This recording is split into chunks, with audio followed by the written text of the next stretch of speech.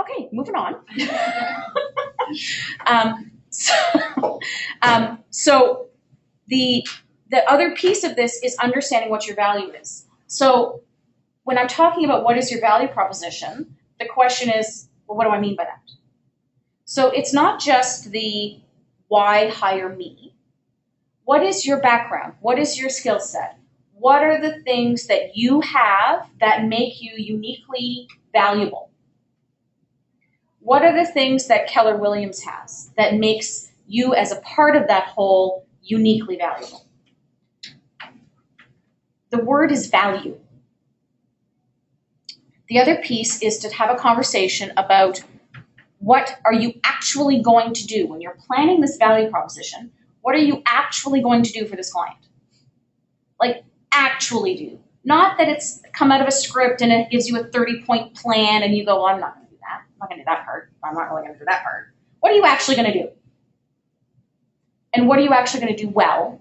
And what is your plan for follow-up with the client? What is your accountability back? What are the pieces that you can actually make a commitment to a client about and be passionate and confident in that statement to that client that you're sitting with?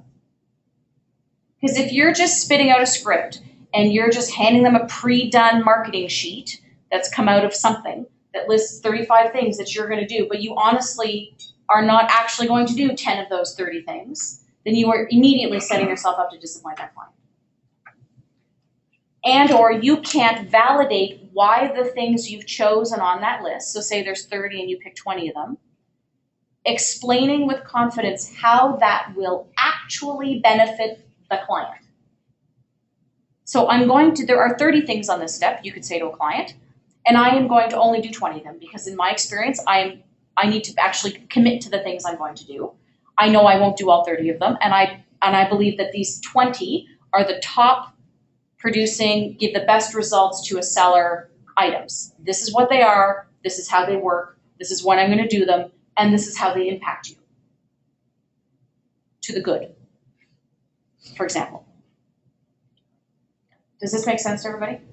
So when you're saying it and somebody else, so imagine, you've got the person walking in, we'll pick on a company that's not here, we'll pick on someone who might have a gold statue, and they come in with their puce colored jacket and a gold statue and go, yay me. And we have a 30-step plan and this is what we do, but are those things actually being done? Do they have a value? Do they have impact? And does the client think that paying you for those things is going to give you results? So the other thing is looking at what do you personally bring to the table? What is your background? Who do you work with in the office that you can also market as part of your network of experts? Because that's also part of what you bring to the table as your value proposition. What is the expertise that we have here that you can say, you know what, if you decided to work with me and you're going to be purchasing brand new construction, maybe you haven't done a ton of brand new construction, you say, I'm going to, I have the ability to touch base with this person, or 5 other people in the office who do, solely new construction, and we have this great resource, or I don't know, whatever, right? There's a variety of different things that you can pull from, okay?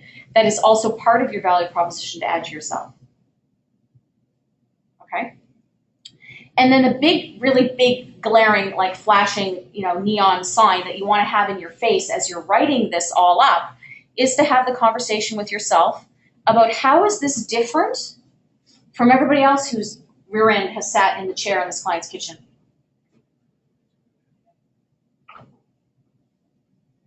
And I cannot give you a black and white answer as to what that is. I am just telling you that that is something that you need to look. So for example, if you're making statements such as, I have exceptional service. I am truly committed to my clients. Congratulations, so is everybody else.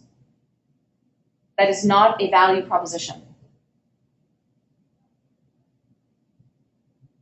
Everybody says the same flipping thing.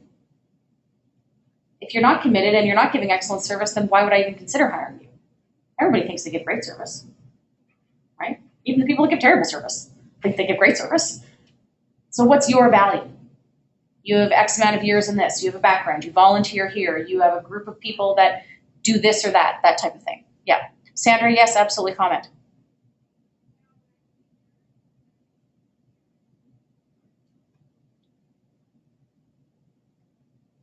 Sorry, it took me a minute to figure this out. Can you hear me? Yep. Okay. I'm as guilty as anyone else this year in discounting, and I think it's a slippery slope that you start to go down. And I've just found that once I pay my fees at Keller and CRA, there's really no money left. So, do I regret doing it? Absolutely. Am I going to stop doing it today? Absolutely. Because I also find that it really chips away at your self-worth, and that's a big component that if you're only getting 4%, you really only think you're worth 4%. Sandra, that is absolutely phenomenal. I think you're sharing something that everybody feels and needs to hear. There's more to this than just the money. It's pride in who you are and what you do. So thank you. Absolutely. Thank you so much for that comment. Russ would like to add something to that. Well, I'm just wondering, you have higher end home neighborhoods. Everybody you're competing against is going for 4%. How do you justify to $1 million home or an $800,000 home seller that you're worth $20,000? Okay, so I think the $800,000 house is a different conversation. Yeah, we're going to come to that. Yeah. Okay. Yeah. Oh, if it is a different It's conversation, a different great. conversation. So I would say we're dealing with realistically up to about $450, and then above that we're having a different conversation. Yeah. Okay. Okay. No, that's fair enough. Does everyone agree with that? Yes. Okay. Okay. So I'm going to carry on if you guys are okay with that.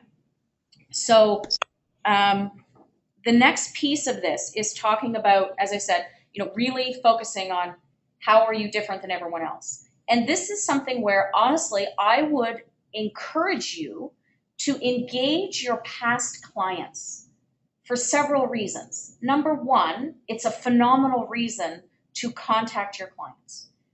If you're contacting them, so let's say I'm picking Rebecca because she's in my eye line. So if I said to Rebecca, you're my past seller, and I contact you and say, you know what, Rebecca, I would really appreciate your feedback and to have a conversation about our experience working together. So the odds are she's going to say yes, right? So I say, you know what, I'm reviewing my marketing plan and my business strategies, and I don't think there's anybody more qualified to help me understand what I do and what I do great and what I can also do better than someone who's worked with me before. So by having that conversation immediately with a past client, you have already set yourself apart from everybody else when we go back to our value proposition, because you're teachable and you're accountable and you're humble, which would, number one, set you apart from pretty much every other competitor you're dealing with. So now that client, after you have this conversation, we'll talk a bit about that conversation, is going to be talking to their friends and saying, wow, this was awesome. I just got a call from my realtor that we did our deal with, and we had a really constructive, honest conversation about what I think about other realtors or what she thought about other realtors, and what I enjoyed about her service, or what was great, or what I thought was different with her than with a previous realtor. And they know better than you do what you think you do. So not only that, but you create this phenomenal goodwill with your existing client base, which is another opening and a portal to creating referrals. But at the same time, you're going to gather this great information from clients who will go, oh, you know what? When I met with you, it was, I was more at ease than I'd ever been. You made suggestions of recommendations of experts that I could talk to that I'd never had anybody deal with before, et cetera, et cetera. You pointed this out, you arranged this, whatever it is, right? That you can then put that back together in your value proposition. And when you're talking to your clients to say, these are things that my actual clients have told me, I don't know how to make that do that, that I can actually use my own clients as the experience to create that differentiation. You guys like that idea? Okay, I have head nodding, so I'm going to go with that. So, so part of this is learning. So, okay, I know this is going to sound like a really ridiculous example, and I'm trying not to be overly personal, but I'll give you an example. So for a lot of you that know me or whatever, I'm divorced. I divorced 3 years ago. I did the online thing. That was really an interesting experience. And I kept feeling like I kept meeting the same schmo at Starbucks every time I went for coffee. I was like, okay, I can't do this anymore. I don't want to do this. So I went to one of my very close friends and I asked her to tell me about me and write my profile. Because I wanted a different result, so I couldn't do it the same way. So I had her write my profile because my perception was that how I perceived myself was not necessarily how others perceived me. So I wanted to put out, to the universe of men or whatever, the right message about who I actually was versus what I wrote about myself, because your own baggage and your own fears and your own insecurities get wrapped up into that. So when you're doing your value propositions, I very highly recommend that you work in teams and have other people tell you about qualities you have that you have no idea you possess. So she wrote this thing, and it was hilarious, and it was totally me. Like, it was a little scary, actually. And so I went, okay, I did it. And I put it online. And I had a completely different experience. The people that contacted me, the people that I met, and eventually the person that I've been dating for the last year and a half was a direct result of that change in attitude from putting a different perspective out there. And I know it seems like a weird analogy, but it's kind of the same thing. You're trying to write your value proposition for yourself. You don't see your qualities. 99% of you do not see who you are and what you are and how fabulous you are. And if you ask the input of the phenomenal people that you work with here, past clients, I'll bet you would have a totally different value proposition than sitting there trying to write it yourself in your office. Okay? So I'm gonna leave that with you. You can do what you want with it. But I know it does make a difference. Okay? So the other piece of this is to look at, so that we're talking about, how to present yourself. The other part of it is, do you actually have a track record of proven successes that can be quantified? Does everybody know what I mean by that? Yes, I do, and no, I don't. Okay, so Karen says, yes, I do, and no, I don't. Okay, so I'm going to use an example here. I mean, I don't have it. Yeah, But I know. she knows what I mean. So the idea, so I'm going to pick on poor Rebecca because she's a newer agent, okay? So when you're newer, or if you haven't had the best year of your life, or you're trying to rebuild your business and up your goals, you might go, yeah, I don't really want to tell anybody what I did or what I didn't do. So what do I do? Okay, so this is where you can do a couple of different things. The first thing is, this goes back to what we talked about earlier, which is know your numbers. So there's some things that I want you to know about yourself. I want you to know your average days on market for your listings. Yours. Okay? It takes one to screw that all up. Yeah, but I mean, if you have like a weird vacant lot that's falling down, pull it out. Let's be realistic, right? If you have the one albatross in the middle of the pile, give yourself a little credit and yank it out, okay? So I want you to know your own days on market. I want you to know your percentage of sale price achieved against the original price you priced the house at. Not against the last price reduction. Okay? I want you to also know the percentage of your listings that sell.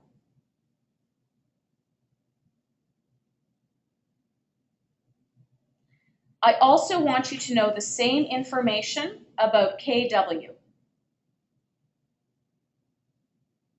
So if you're a brand new agent or an agent that's had not your best year, you're going to combine the two numbers together. And you are going to talk about we. This is what we achieve. So you get to ride the coattails of your team because that's what a team's all about. Okay? We sell at 97% of asking price. We sell an average days on market on X. we sell an average of X, percentage of our listings. These are really, really powerful numbers when you're sitting in a listing appointment. You also need to know how these numbers relate to the market. All of you have access to the MLS stats and CREA stats. Do you look at them?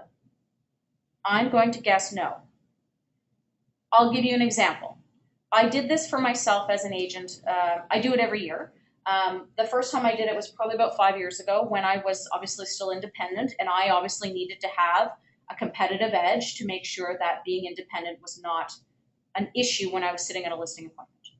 So I was able to track, and it's not hard to do, and I can certainly show any of you how to do it, what the average days on market was in my local market. I was able to track the average sales price achieved compared to listing price. Now, MLS is only showing me based on the last reduced price, so you're able to extrapolate slightly above that based on how many price reductions you're seeing in your own market, and you would know that, right? So if you know that, so I was able to extrapolate for myself that I personally sold 98% of all my listings taken. I was able to extrapolate that I personally achieved 98.5% of asking price on all my listings. I was able to determine that my listing days on market was 35% shorter than my average competitor in my market. So when I'm sitting at a listing appointment and the person says, well, let's say, for example, let's say you're an agent who carries, I don't know, no more than 10 listings. And they say, well, you only have 10 listings. And you say, great, but I have 10 listings that sell. And here are my statistics to prove. It's not about quantity, it's about quality. So when you're having these conversations with your client and you can prove that I have this focus with you and these are my results and these are my office's results and that we as a team accomplish this, you have had a very different listing appointment than other people. Does this make sense so far? Mm-hmm. The other part of it is knowing, for example, and I can tell you, I don't have the exact number offhand, to be perfectly honest, because I forgot to get it. I'm not going to make it up. But I do know that Keller Williams, that we have a higher percentage of in-house sales than almost any other office in Nova Scotia. And I don't mean double ends in the sense of like I'm selling my own listing and transaction. I mean that we sell a lot of our own listings amongst ourselves, which is a phenomenal value proposition because a lot of brokerages say they do it, but they don't actually do it, right? So when you've got the team, and part of it has to do with our culture, that it's a culture of profit share, that it's a culture of caring, it's a culture of, if I can help my own teammates sell their property, I'm gonna do that first before going outside, right? It's the whole, the agent tours, the hot sheet that comes out every day with new listings, all of these different things that we do to encourage in-house sales is very valuable. Part of your value proposition, part of your statistical analysis in providing this to a client. Okay? So, and you want to know how this compares to the average market. So I'll give you an example. And now the last time I looked, now the numbers could have changed, the last time I did a full detail on this was probably about 6 to 8 months ago. And I think the average at the time was that only about 45% of listings on the market on MLS in general and in HRM actually sold the first go. The rest either expire, get canceled, or relisted, and then so it gets hard to track the stats. You have to do a little bit of extrapolation because in the new listing numbers and in the percentages that are provided, you don't necessarily see how many have fallen or canceled or relisted. Like you lose that piece of it, but you can. It's not a hard math to do, right? To pull up how many listings there were and how many sold in that period. Well, in a 6-month time frame, you figure out what your numbers are. But the idea behind that is then you can say, well, if the average of the province is X, and I achieve this, don't I look more valuable? Don't I look like I'm worth my money? So those are some of the things in knowing how you can prepare your presentation. Okay? So the next piece, I'm just watching my time here, is in the actual listing presentation. Is having what is the focus of your listing presentation? Is your listing presentation a 45-minute yay me conversation? Are you doing more talking than listening in a listing presentation? Are you answering more questions than you're asking. If you are walking in and doing a spiel for 35 minutes and then hoping that you've convinced somebody, I'm going to be perfectly honest, you're going to have a hard time getting your commission. It really is not about you. The listing appointment is about the seller. If you are having conversations with your sellers, anybody here that listened to or joined in on the Property Online session that I did, and we had a big conversation about how that differentiates you and how that knowledge and how that conversation and how those things that you find using that research differentiate you, that's the type of conversation that I'm talking about in a listing appointment. Are you making staging and repair recommendations? Are you potentially arranging for experts to come in for that seller to give them advice or quotes or things like that that will, again, set you up because you're not putting it all back in the hands of the seller? Are you having conversations with them about what's next? Are you having financial conversations with them about what are their goals? What do they need to get out of this house? Where are we going? What are we trying to buy? What's the mortgage? What's the debt? What's the line of credit? What are we trying to pay off? Is this reasonable? When you're having those conversations in that listing appointment, the entire appointment is about them, which is a different appointment than the other two bottoms that sat at that kitchen table. Because it's about them. Okay? And we can role play this and go through this at another time if you want to have better ideas on how to do that. And are you focusing on net dollars? Is your entire focus of your listing appointment about net? If your focus is on net, the commission is less relevant. Because the reason people want to discount is they think they're going to make more money. But if their house sits on the market for 8 months instead of 3 months, and they've made 5 additional mortgage payments, and now they've heated it for 5 extra months, and oh, now the oil tank has crossed over the year, and now I've spent another $5,000, and rates have gone up on my interest rate for my mortgage for my pre-approval, so now I actually haven't netted any more money than if I had been done and sold and walked away and potentially paid a slightly higher commission. But I paid that commission to an agent who achieves, let's say, 97% of asking price versus 93% of asking price. So I actually made the commission back, plus a little bit more money. So if you understand the numbers, and if you understand net, and if you are focusing on net, the commission is less relevant. So I'm going to show you an example. I hope everybody can see the computer because I shared my screen. I'm going to show you an example of what I use personally. So this is something that I had before, and to be perfectly honest, I stuck a KW logo on it when I came here.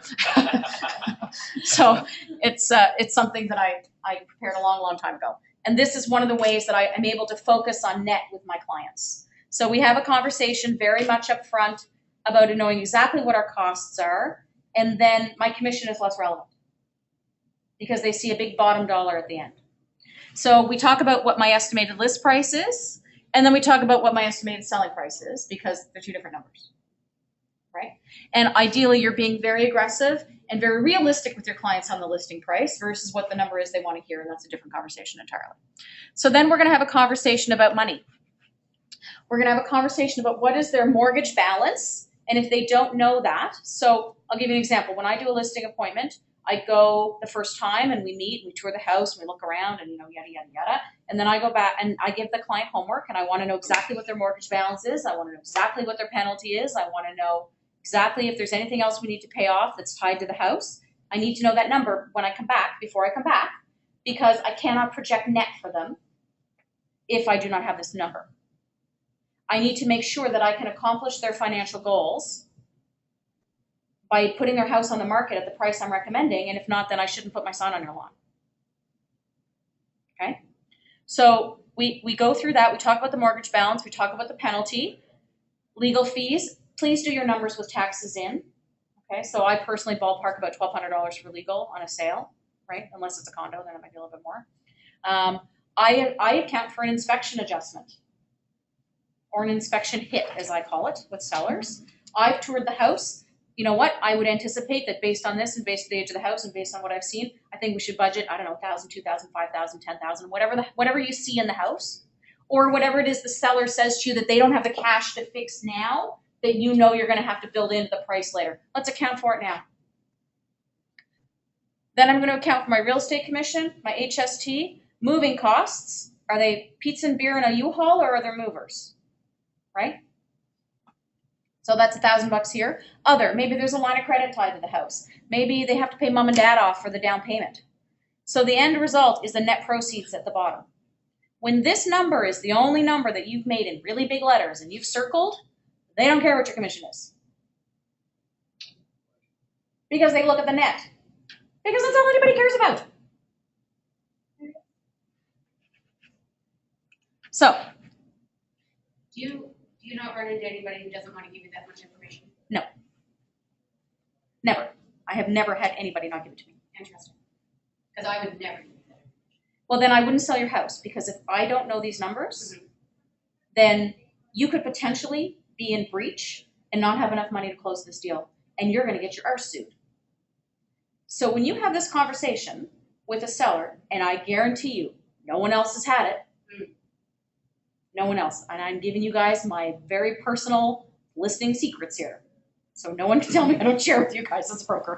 Because at the end of the day, not knowing some of that information as well Is harmful. may mean you don't get paid as a real estate agent. You don't get paid, and if they don't have enough money, their penalty, they're like, you talk about penalty, they go, oh no, I've been with Bank of Nova Scotia for 25 years, they're not going to charge me a penalty. Right.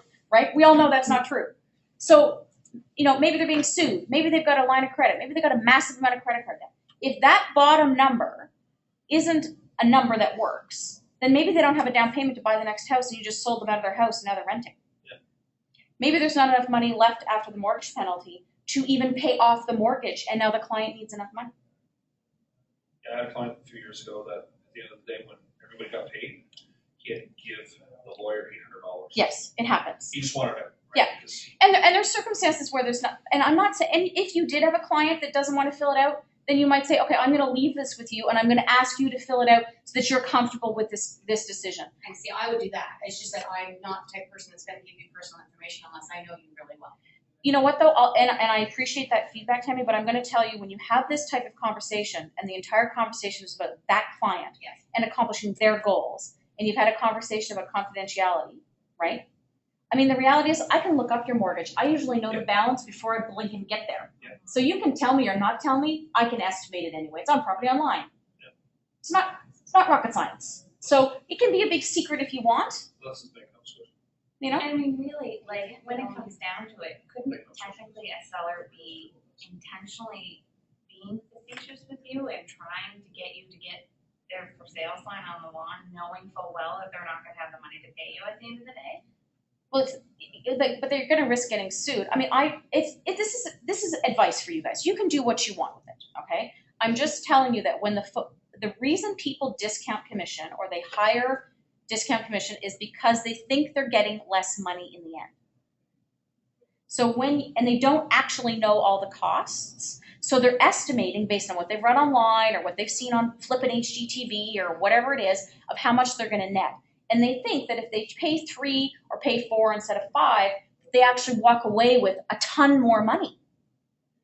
But if the average listing price is X and you're getting this number and you're selling faster and you're accomplishing their goals and you forecasted for every possible contingency and you can say this is the net I'm going to get you, you getting paid in the middle is just in the middle. And it's how you accomplish that goal. Okay? So, yes, Rebecca? Do you mind sharing that document with us? No, I do not. Okay? So, again, this is, as I say, these are suggestions. You're going to do your own thing with them. Okay? You're going to tweak this and personalize it. I'm just trying to give you some suggestions on how to turn the conversation away from a specific percentage amount and to focus on value and to focus on the client's goals, needs, wants, net. Okay? Yeah. So the other piece of this, and we're going to have just a quick conversation about this, and this is about sales technique. And in some cases, people forget that real estate is actually a sales business. And you guys are salespeople. So I'm not looking for you to be Guy Smiley from Sesame Street, if you remember the big teeth and, yada, yada. And, going and going, hey, hi, how you doing? Okay, that's not what I'm looking for when I'm talking about sales. I'm talking about value, proving that you're worth what you're charging, okay? But there are other techniques to this, and this is something that I recommend very strongly for people. If you have never practiced sales techniques in the sense of body language, tone of voice, how you position yourself, where you sit, how your hands are, when you touch people, when you don't touch people, when you shut up, when you don't shut up. Those are things that we can also practice as a group. So for example, those of you who are on the phone cannot see how I'm sitting. However, I am sitting right now, leaned back in the chair with my legs crossed and my arms, one arm elbow on the table and the other arm on the corner of my chair. So I think I look pretty relaxed. I look approachable because my body language is open. My posture is back. I am not leaning forward on the desk or at the kitchen table. I'm sitting back. I'm just having a chat. I'm open to whatever you got to tell me. When you are sitting close, over, leaning, too close to the client, straight, you give off the wrong energy. You are not confident, and they can feel it. You can shoot yourself in the foot before you open your mouth. The other thing that I suggest, and that's the type of stuff we can practice, the other type of thing is your tone of voice, how you work. So when you have a really wound up client or a really aggressive client, what do? The more aggressive they are, the calmer you are. The more wound up they are, the calmer you are. The more excited they are, the more enthusiastic you can be to balance it, right? So this comes down to, working on the personality styles and understanding that, and that's, again, stuff we can work on together. The other piece of it is from a purely psychological 101 sales technique is always speaking in the affirmative. So when I list your house, so when we have you up on the market, so when I come back to do your staging consult, so when I put my lawyer in touch with you, oh, we're going to organize all that. I'm going to talk to your bank for you. Oh, I'm going to send everything to a lawyer for you. I'm speaking as if this is already happening. So I clearly feel that I'm worth what I'm charging. I already assume I'm getting the listing. I'm not trying to be arrogant and I'm not trying to be rude. I'm just speaking in the affirmative. And what'll happen is you'll find that as you go through this conversation with clients and you're walking through the house, that they will start to join you in this affirmative conversation. The other piece of it is also speaking in the terms of when and we. So when we do this, so when I come back, so when I bring in my stager, so, just so you know, we have a great track record at KW of doing this or doing that. When we are working together, all of this reinforces your value because clearly you're comfortable and confident in what you're talking about because you're talking as if it's already happening. Does this make sense to anybody? Okay, so this is all great and good. So now, I've tried to give you some suggestions, but there's a couple points that I want to sort of close off with you guys on. Is number one, there's pieces to managing this and making it work. I know that most of you would rather run naked down the street than role play. However, It's pretty close. it's pretty close is what I'm hearing. Okay? So, but this is the type of thing where if you're doing this and you do something together and you actually look at the whole picture, how are you sitting? How are you doing? When are you inflecting? And practicing together in a safe place, it has a totally different impact, okay? When you are working on things such as objection handling, together as a group, you can overcome these types of things. If you decide to incorporate any of these things that we've talked about today into your listing in terms of how to prepare yourself, and you want to know, there's homework to do here. So if you're going to work on your value proposition, you're going to talk to fellow agents, you're going to talk to clients, you're going to do that, you might put it together, you might come to one or another of us and run that through and how does this sound and all that type of stuff. Sometimes role play is just feedback from another person that you trust. that you're on the right track. And go, okay, well, if I said this, how does this sound? And Tammy goes, okay, don't say that, right? Right? So that you feel that you're really getting it. Please remember that we have our new teams formed, and they are going to be getting into play very soon. These are the perfect types of things to be working on in your team because you have a committed, focused, passionate group of people that have decided to engage in a team together. Okay? And please remember that none of you are in competition with each other. Please remember that.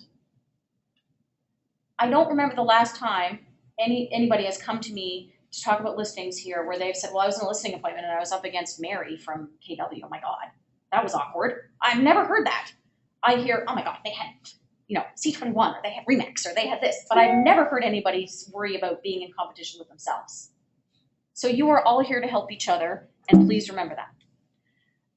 Remember that sellers do not care how you do any of what you do. They don't care. They want their house sold, and they want X amount of dollars, period. You can do handstands. They don't care. They care about net. That's what sellers care about. Your commission is perceived as an obstacle to the net. So if you can prove that it's not, using some of the things we've talked about, you will find that the commission is less relevant.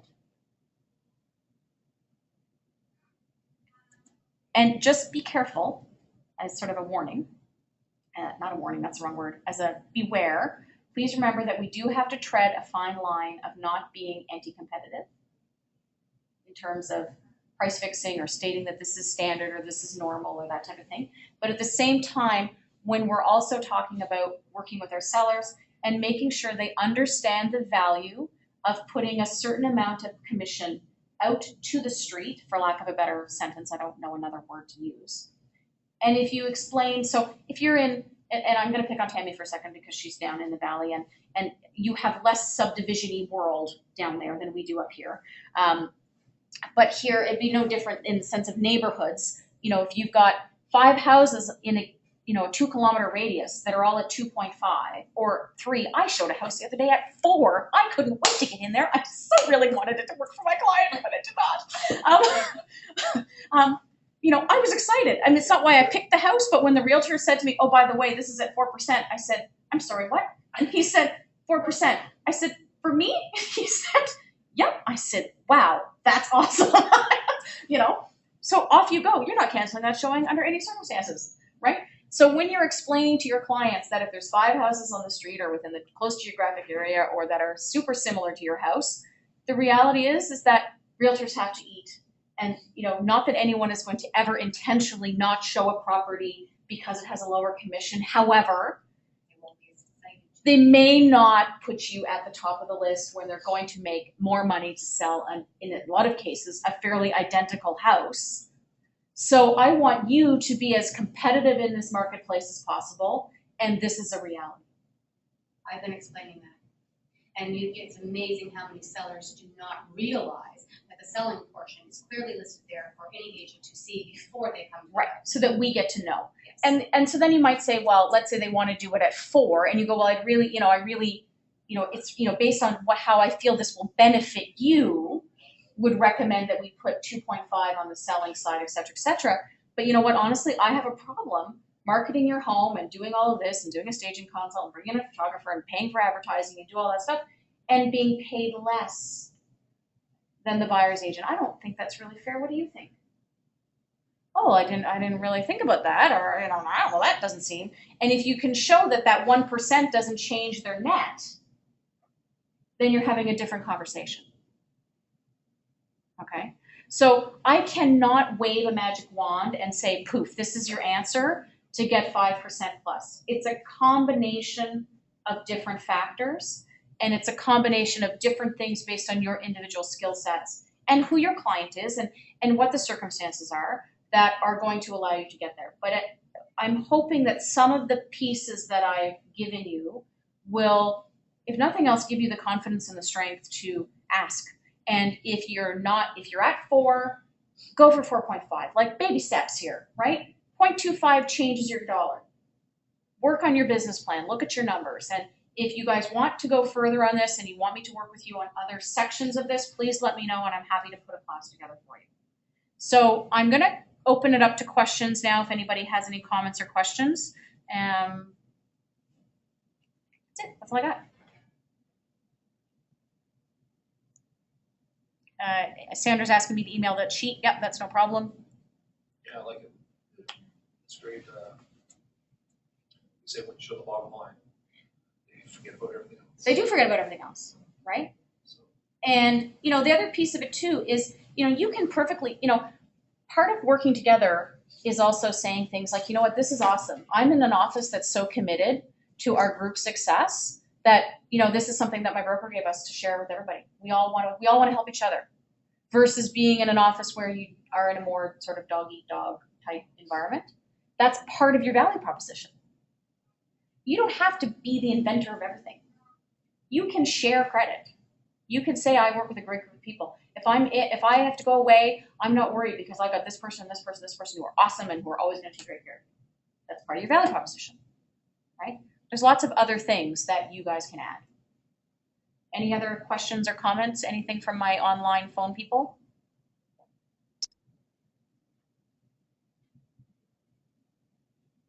I'm going to go with no. Okay, well, thank you guys very much. I hope you got something from this. And just let me know if there's anything else you want to do with it after in terms of other steps. I would encourage you to work within your teams as well on some of this. So half of this recording, apologize. So next time, since I probably will have Rebecca always at my training, her job is to tell me to press record. She's like, oh my God, the pressure. They will be loaded on the KW intranet. Okay. And the POL class is there as well. The link is there. Yeah. What is this team thing that You should have gotten a call. I will talk to you about that after. Okay. Do you guys hear? Thank you, Ann. That was wonderful. Oh, you're more than welcome. I don't know who I'm talking to, but. Sandra? Carrie Cook. Oh, hi. Great. Thank you. sorry. Perfect. Well, thank you guys for taking the time out of your day. And I hope, other than the fact that I didn't press record, I hope the go-to meeting is working for those of you that aren't able to be physically present as a new feature to training here for you in the office. I think it's wonderful. I mean, the fact that I didn't drive in from Grand Lake and didn't miss out on this training is awesome, and I think we should encourage everyone to take part in this. It's great. I'm really happy that you did it. Wonderful, thank you. So please share with your fellow agents or post on Facebook, the group Facebook page about doing our training together.